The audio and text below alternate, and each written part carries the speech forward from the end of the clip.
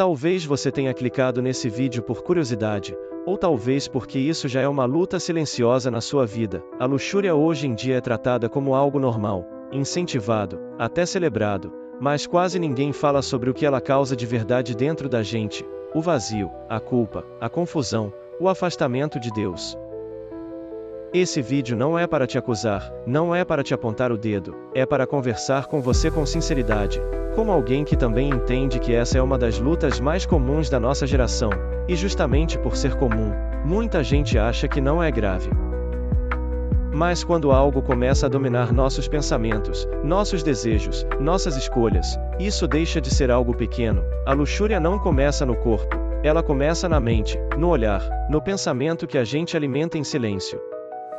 E talvez você esteja cansado de cair e prometer que não vai mais acontecer, cansado de sentir vergonha até de orar, cansado de achar que Deus está decepcionado com você. Se isso passa pelo seu coração, eu quero que você saiba de uma coisa desde o início: Deus não te odeia por lutar, Ele te ama demais para te deixar preso nisso. A Bíblia não trata o pecado como algo bonito ou inofensivo, mas também não trata o pecador como alguém descartável. Jesus nunca se afastou de quem estava preso no pecado, ele se aproximou, porque ele não veio para condenar, veio para libertar. Então fica comigo até o final dessa série, porque se livrar da luxúria não é sobre força humana, é sobre transformação do coração, e isso começa quando a gente para de fingir que está tudo bem, e decide encarar a verdade diante de Deus.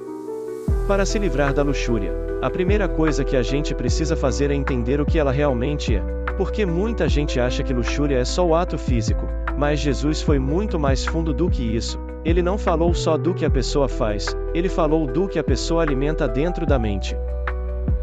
Em Mateus capítulo 5, Jesus diz que aquele que olha para alguém com intenção impura já cometeu adultério no coração. Isso não é para gerar medo ou culpa extrema, é para mostrar onde o problema realmente começa. O pecado quase nunca começa na ação, ele começa no pensamento repetido, na imaginação alimentada, no olhar que a gente decide não desviar. A luxúria é um desejo fora do lugar, não é só desejar, porque o desejo em si não é pecado, Deus criou o desejo.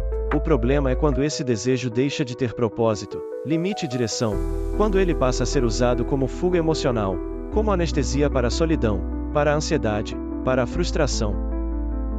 Muitas vezes a luxúria não é sobre prazer, é sobre vazio, é sobre tentar preencher algo que está faltando, e quanto mais a pessoa alimenta isso, mais vazia ela se sente depois, criando um ciclo de culpa, promessa, queda e vergonha.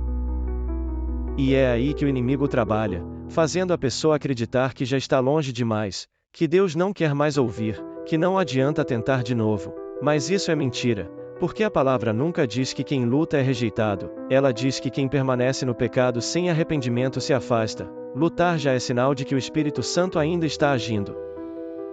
Entender isso muda tudo, porque você para de se ver como alguém sujo sem saída, e começa a se ver como alguém em processo de restauração. Deus não trata a raiz com pressa, ele trata com verdade, e só quando a raiz é exposta, a cura começa de verdade. A luxúria se tornou tão comum porque o mundo inteiro aprendeu a tratá-la como algo normal, quase obrigatório. Hoje tudo é sexualizado, propagandas, músicas, séries, redes sociais, o corpo virou produto, o desejo virou mercado, e a pureza passou a ser vista como fraqueza ou atraso. Desde cedo as pessoas são ensinadas a consumir imagens, vídeos e conteúdos que despertam desejos sem nenhum compromisso, sem responsabilidade, sem aliança. E isso vai moldando a mente pouco a pouco, sem que a pessoa perceba. Quando vê, já está presa a pensamentos que não escolheu conscientemente. O problema é que o mundo chama isso de liberdade, mas a Bíblia chama de escravidão, porque liberdade não é fazer tudo o que se quer, liberdade é não ser dominado por nada. Quando um desejo começa a controlar seus pensamentos, seu humor e sua relação com Deus, isso já não é liberdade.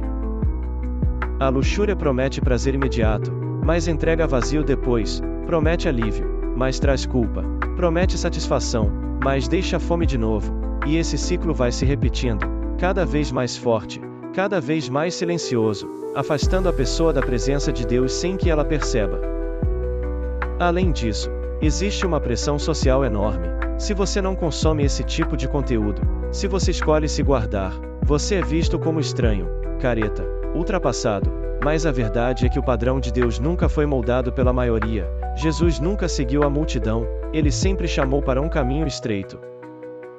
E é por isso que vencer a luxúria hoje exige decisão, consciência e posicionamento. Não dá para vencer um pecado que você trata como normal. Enquanto o mundo diz que isso é só desejo, Deus mostra que isso afeta o coração, a identidade e o relacionamento com Ele. Reconhecer o ambiente em que vivemos é essencial, porque ninguém cai do nada. A queda geralmente é o resultado de pequenas concessões diárias, e é aí que começa a vigilância espiritual.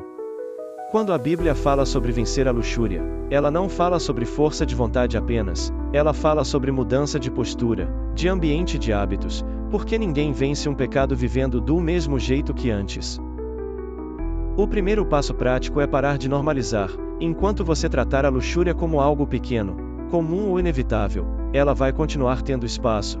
Pecado não deixa de ser pecado porque virou moda, e reconhecer isso não é condenação, é a lucidez espiritual. O segundo passo é cuidar do que entra na sua mente. Tudo o que você consome molda o que você deseja: músicas, vídeos, séries, perfis nas redes sociais, pensamentos repetidos. Se algo constantemente te leva a cair, isso não é inocente, e cortar não é exagero, é proteção. Jesus disse que se o olho te faz pecar, arranca. Ele não estava falando literalmente, mas estava ensinando sobre radicalidade espiritual. Às vezes vencer a luxúria significa deixar de seguir alguém, deixar de assistir algo, deixar de alimentar certas fantasias que parecem inofensivas. O terceiro passo é criar uma vida espiritual prática, não perfeita, prática. Oração mesmo quando dá vergonha, mesmo quando parece repetitivo. Leitura da palavra mesmo que seja pouco, mas constante, porque a mente vazia sempre será um terreno fértil para a tentação. Outro ponto essencial é aprender a fugir. A Bíblia não diz para enfrentar a luxúria de frente, ela diz para fugir. Fugir não é covardia, é obediência. Quando a tentação vem forte, sair do ambiente, mudar o foco, ocupar o corpo e a mente pode ser a diferença entre cair e resistir. E por fim, entender que hábitos novos levam tempo. Recaídas não anulam o processo, mas insistir no erro sem arrependimento endurece o coração. Por isso cada pequena decisão conta. Cada escolha diária constrói um caminho de liberdade, mesmo quando parece lento. Uma das maiores mentiras que a luxúria cria é a ideia de que você precisa lutar sozinho, em silêncio, com vergonha, como se ninguém pudesse saber, como se isso fosse algo imperdoável. Mas a Bíblia nunca ensinou o isolamento como caminho de cura. O pecado cresce no escuro, aquilo que fica escondido tende a ganhar força. Por isso a palavra diz que confessar traz cura. Não é sobre se expor para qualquer pessoa, é sobre ter alguém de confiança, alguém maduro na fé, alguém que possa orar com você e por você. Muita gente tenta vencer a luxúria apenas com esforço pessoal, promessas e culpa, mas sem apoio espiritual, e isso se torna pesado demais. Deus nos criou para viver em corpo, em comunhão, em cuidado mútuo. Lutar sozinho não é sinal de força, é sinal de sobrecarga. Quando você abre o coração para alguém certo, a vergonha começa a perder poder. Você percebe que não é um monstro, que não é o único, que existe caminho, e isso traz alívio, responsabilidade e esperança, não para julgamento, mas para restauração. Discipulado não é controle, é acompanhamento, é ter alguém que caminha junto, que pergunta como você está, que te lembra do propósito quando você esquece. A luxúria enfraquece quando a pessoa deixa de viver apenas para si e passa a viver em prestação de contas. Além disso, a oração de intercessão tem um peso espiritual real. Existem batalhas que não se vencem apenas com entendimento, mas com oração perseverante, jejum quando possível, e entrega contínua. Deus age de formas que a gente não vê imediatamente, mas que transformam aos poucos. Entender isso muda a forma de lutar, porque você deixa de carregar tudo sozinho e passa a confiar que Deus usa pessoas para curar pessoas, e que pedir ajuda não te diminui, te aproxima da liberdade. Se você chegou até aqui, eu quero que você saiba de algo muito importante: Deus não desistiu de você, mesmo que você tenha caído muitas vezes, mesmo que a luta pareça longa, mesmo que a vergonha tente te convencer do contrário, a graça de Deus não se esgota. A Bíblia diz que não há condenação para aqueles que estão em Cristo Jesus. Isso não significa que o pecado não importa, significa que o arrependimento sincero sempre encontra misericórdia. Deus não se afasta de quem luta, ele se aproxima para restaurar. Jesus nunca tratou o pecado com indiferença, mas também nunca tratou o pecador com desprezo. Ele olhava para as pessoas com amor e dizia: vai e não peques mais. Primeiro vinha o amor, depois a transformação. Nunca o contrário ao processo de se livrar da luxúria não acontece da noite para o dia. É um caminho, com quedas, aprendizados, ajustes e crescimento. E cada vez que você se levanta e volta para Deus, algo dentro de você está sendo fortalecido, mesmo que você não perceba na hora.